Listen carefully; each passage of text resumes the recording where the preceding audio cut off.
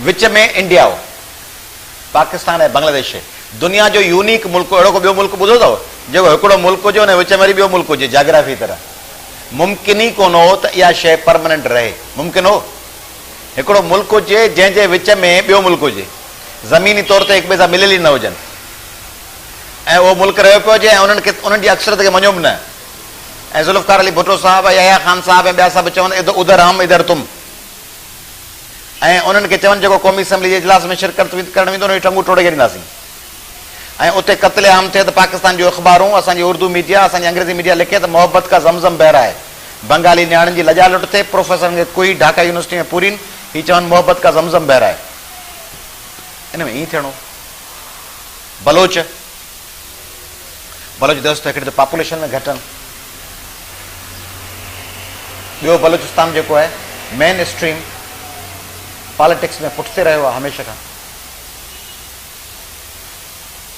हाणे सिंध खे तव्हां अहिड़ो कमज़ोर ऐं अहिड़ो वल्नरेबल कीअं था सम्झो जहिड़ा बंगाली हुआ ऐं बलोच हुआ जो किश्तियूं जली चुकियूं आहिनि। सिंध में 5.5 करोड़ माण्हू आहिनि, बलोचिस्तान खां चवण ते आबादी आहे। सिंध मां पाकिस्तान जी मेन स्ट्रीम लाइफ लाइन थी लंघे, पाकिस्तान जो नेशनल हाईवे ऐं सुपर हाईवे।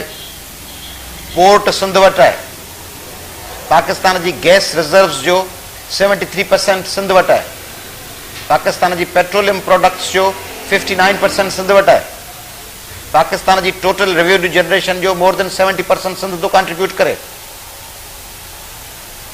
मीडिया आज़ाद आहे, अदालतूं आज़ाद थियूं आहिनि।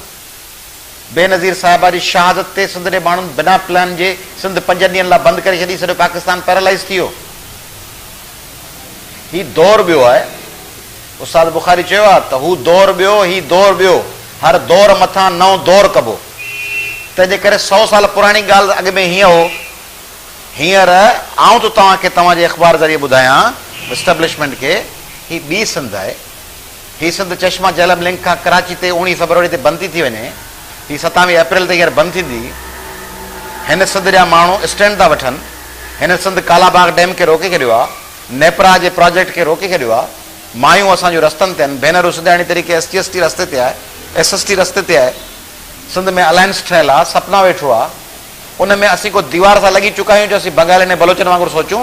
असीं आख़िरी घड़ीअ ताईं एस्टेब्लिशमेंट सां रेज़िस्ट कंदासीं, असीं वील डिफीट देम। ऐं वो दिन हवा हुए जब खलील खान फाख्ता उड़ाया करते थे, एस्टेब्लिशमेंट मौजू कयूं। ही ज़मानो ई ॿियो आहे, हींअर एस्टेब्लिशमेंट जे वस में आहे। जॾहिं बंगाली विढ़िया पे तॾहिं एस्टेब्लिशमेंट का मुल्हनि में ऑक्यूपाइड हुई छा? तॾहिं एस्टेब्लिशमेंट लाइ हिकिड़ो ॿियो मुआज़ को तालिबान जो ऐं अलकायदा जो खुलियल हो छा? सिंगल हैंडेड डील पे कयूं बंगालियुनि सां। तॾहिं मीडिया ऐं अदालतूं हुयूं छा? तॾहिं ही साइबर नेट हो छा? ही टेलीफोन हुआ छा जो मीडिया बंदि करे छॾे? तॾहिं SMS ते सॼे पाकिस्तान दुनिया खे ॿुधाए छॾियो त फलाणी जाइ ते मुज़ाहिरो आहे। फेसबुक ऐं यूट्यूब ऐं ट्विटर हुआ छा? हींअर मुमकिन आहे, हींअर तिरंजीत ऐं पृथ्वी अगवा थींदा तॾहिं सिंध उन्हनि खे आज़ादु कराए वञे। हींअर ज़ैनब भयो ते सिंध गोड़ करे बीहो रहे, उहे जेके आहिनि अब्यूज़ कंदड़ उहे गिरफ़्तार थी वञनि सिंध जी मीडिया जी कोशिशुनि सां। सिंधी सहाफ़ी प्रेस क्लबनि ते अचो वियो रहनि त चैनलनि तां पाबंदियूं खॼियूं वञनि। हींअर दौर ॿियो आहे, इन दौर में असां वटि शहरग आहे सॼे पाकिस्तान जे कम्युनिकेशन जी। असीं हींअर वेल सिचुएटेड आहियूं, तंहिंजे करे हा किश्तियूं जलाइजी वञनि, 100 सालनि खां पोइ को घस न निकिरे, पोइ ॿियनि ऑप्शन सां सोचबो। हींअर पाकिस्तान ऐं ॿियो ई वॾियुनि रियासतुनि जो दौरु आहे, सॼो वेस्ट गॾिजे पियो, यूरोप सॼो यूरोपियन यूनियन पियो ठाहे, सार्क मुल्क वेझा पिया अचनि, सॼी दुनिया गॾिजे पई। जेके नंढड़ा नंढड़ा मुल्क आहिनि, भला नेपाल वांगुरु हिकिड़ो नंढड़ो सिंध हुजे, पोइ उहो कॉलोनी हुजे इंडिया जी, हुजे नेपाल। श्रीलंका वांगुरु नंढड़ो मुल्क हुजे, कॾहिं तामिल नंढड़ा हुजनि, कॾहिं ॿिया हुजनि। भला बंगाल आज़ादु थियण खां पोइ बंगाल अची बि छा कयो आहे? उते जी पीढ़ियल ऐं पोरत तबिकनि खे छा मिलियो आहे? फ़लस्तीन में गज़ा में छा पियो मिले? सॼो ज़ोर इन ते आहे त मोहम्मद अली जो नालो चेंज करे अब्दुल शकूर रखूं। मोहम्मद अली जी तालीम न हुजे, मोहम्मद अली वटि क्वालिफिकेशन न हुजे, मोहम्मद अली वटि पैसा न हुजनि, घर न हुजेसि, हॉस्टल न हुजेसि, का मोटरसाइकिल न हुजेसि, पैसा न हुजेसि, मानी न खाए, मोहम्मद अली जो नालो मटाए अब्दुल शकूर था रखूं। मोहम्मद अली पहिरीं थाणे बुला खान में बुख मरंदो, हाणे मोहम्मद अली खणी था हलो नंगर पार कर में, उते बुख मरे। बुख साॻी मरे, पर पहिरीं थाणे बुला खान में मरंदो, उते मरण में कंफर्टेबल कोन हो, तंहिंजे करे खणी हलोसि त हाणे नंगर पार कर में हली बुख मरे। नेपाल जे इंडिया सां हुजे, त नेपाल जी पोज़ीशन छा, नेपाल अकेलो हो त पोज़ीशन छा, नेपाल त ओड़ो ई, नेपाल त हशर उहो ई आहे। तंहिंजे करे सिंध जे माण्हुनि जी ॻाल्हि कयूं, नालनि जी न। सिंध जे 5.5 करोड़ माण्हुनि खे छा मिलंदो, इहो सुवाल। उन लाइ अवामी तहरीक, सिंध जूं ॿियूं पार्टियूं 1940 जे रेज़ोल्यूशन तहत जदोजहद जी ॻाल्हि पई कयूं, पाण खे मिलंदी ऐं इनशाला पाण वठंदासीं। सिंध जा नौजवान, सिंध जो हींअर यूथ जेको उथी खड़ो थियो आहे, सिंध जो यूथ तव्हां ॾिठो आहे, सिंध जो यूथ 3-4 बजे उथी रातिनि जो पंहिंजे पार्टियुनि ऐं सिंध जे हक़नि लाइ रस्ता ब्लॉक थो करे, धरना थो हणे, चाकिंगूं थो करे, झंडा थो हणे, माण्हुनि वटि आदमशुमारी मोम में वञी पर्चियुनि ते नंबर थो लिखे, लोढ़ा थो ॻणाए, वेड़ा थो ॻणाए। सिंधी यूथ गौसपुर ते धरणो थो हणे, बंधन ठहण लाइ सजावल ते बीठो आहे। सिंधियाणी तहरीक राति जो कासमाबाद जे बंधन ते पहिरा थी ॾे। हिकिड़ो नओं नौजवान नस्ल आहे, उहो उथी खड़ो थियो आहे। It will bring the change. इहो यूथ जेको आहे, दे हैव द पोटेंशियल, पाण खे हुन ते यकीन करणु खपे, उहे तब्दीली आणींदा। ॿिए के पासे, ॿिए के ऑप्शन ते गौर करण जो इहो वक़्तु न आहे। ऐं एडवेंचरिज़म करे सिंधी माण्हू माराए, तबाह कराए, हिकिड़ो नारो हणे, उन्हनि खे फासाए, किन खे बमनि जे ठकावनि में, किन खे कूड़नि केसनि में, पोइ जीअं वीचारा असांजे अॻ में ई सवें दर्जने, मोरे में, मेहड़ में, दादू में, लाखाट, खेसाना मोरी, तैयब थईम, उन्हनि में टोड़ी फाटक में, शाह बंदर में असांजा हज़ारे शहीद माण्हू क़तल थी विया हलिया। नवाज़ कंडराणी खां वठी यूसुफ जकराणी खां वठी वेंदे आशिक़ जुण जे ताईं उन्हनि माण्हुनि जूं कुर्बानियूं, उहे सभु, उहे पाण उन्हनि वधीक एडवेंचरिज़म करे नौजवाननि खे मारायूं। हा, रत वञे, रत जे मोट में कुझु मिले न, क़ौम खे को आजपो मिले, क़ौम खे को यकीन मिले, तहफ़ुज़ मिले, पोइ त ठीकु आहे। पर असीं 4 नारा हणी माण्हू ॿाराए पोइ वञूं भॼी, पोइ असीं वञी नौकरियूं वठूं ऐं असीं वञी वीज़ाऊं वठी ॿाहिरि भॼी वञूं, ऐं असीं परॾे में वेठा हुजूं, उतां वेठा मैसेज कयूं, चढ़ जा बेटा सूली पे राम भला करेगा। अब तूं किथे वेठो आहीं? चई आउं दुबई में आहियां। तूं किथे आहीं? आउं जर्मनी में वेठो आहियां, बर्लिन मां।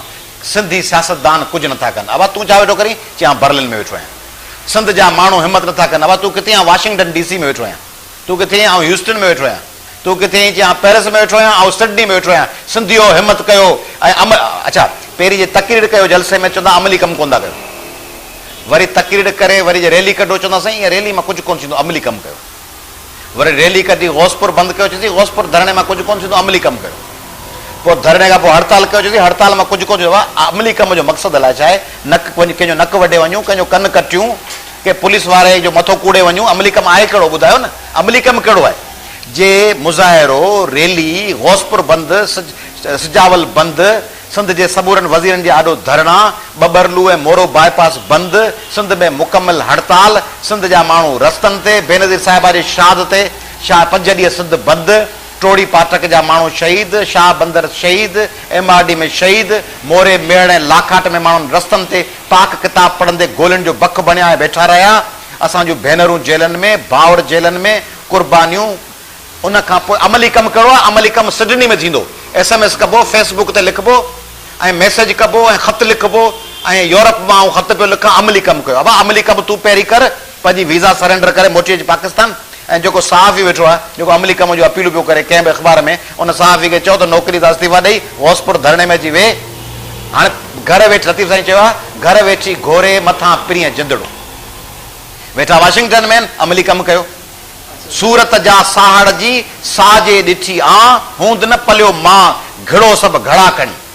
सो घिड़ो घड़ा खणी घिड़ण लाइ तयार आहिनि कोन, वेठा आहिनि घर। उतां वेठा चवनि त बाबा अमली कमु कयो। हाणे अमली कमु करणु अची मैदान में लहनि, भला ॿियो नथा कनि। इहे जेके परॾे में वेठा अमली कमु हिननि खे चवनि त अवामी तहरीक खे 2 टे बसूं त वठी ॾियनि। जेके पैसा अरबे रुपया कमाए वेठा आहिनि न्यूयॉर्क ऐं लंडन ऐं अमेरिका ऐं फ्रांस में, 2 टे बसूं वठी ॾियनि त असीं रैलियुनि लाइ पंहिंजा माण्हू हिकिड़े शहर मां ॿिए शहर पुॼायूं। 20,000 अमली कम लाइ, 20,000 टंडे बागे खां हैदराबाद अचण लाइ बस थी वठे। 20,000 हर 15 ॾींहं सियासी पार्टियुनि जा, अवामी तहरीक जा, SUP जा, STP जा, जसकम जा कारकुन उनखे सलाम नथा कयो। ॿियनि पार्टियुनि वटि जा ॿिया रिसोर्सिस बि आहिनि। अवामी तहरीक वटि त को सोर्स ई कोन्हे। अवामी तहरीक न प्लाटनि ते कब्ज़ा करे, न भत्ता वठे, न गुता हलाए, न अवामी तहरीक जबरी चंदा वठे, न अवामी तहरीक एडमिनिस्ट्रेटरनि खां ऐं VCनि खां भत्ता वठे। अवामी तहरीक ऐं ॿियूं मोब वतन क़ौमी कॉम्प्रेस पार्टियूं जीअं माण्हू शहरनि में पुॼाइनि थियूं, उन शहर में पुॼाइण लाइ लख लख रुपयो खपे 5 बसुनि लाइ। 5 बसूं माना 250 माण्हू, 250 माण्हुनि लाइ लख रुपया खपनि। लख रुपया ॾियनि न असांखे, 250 माण्हू पुॼायूं। उहे पैसा आहिनि ई कोन। पैसासीं पिनूं झोली, ही झोली झले सैयद आलम शाह ऐं कादर आंट्रो ऐं मोहम्मद बुरगड़ी ऐं उहे बाज़ार राहुजा ऐं हसन अली बपड़ झोलियूं झले पिननि, उन्हनि झोलियूं झले पिनी, उन्हनि पिनण ते वरी माण्हू अची गौसपुर में धरणो हणनि ऐं हू वेठा आहिनि घर वेठी घोरे मथां प्रिय जिंदड़ो। अब अमली कमु कयो, अमली कमु असीं पिया कयूं, तव्हीं भॼी विया आहियो।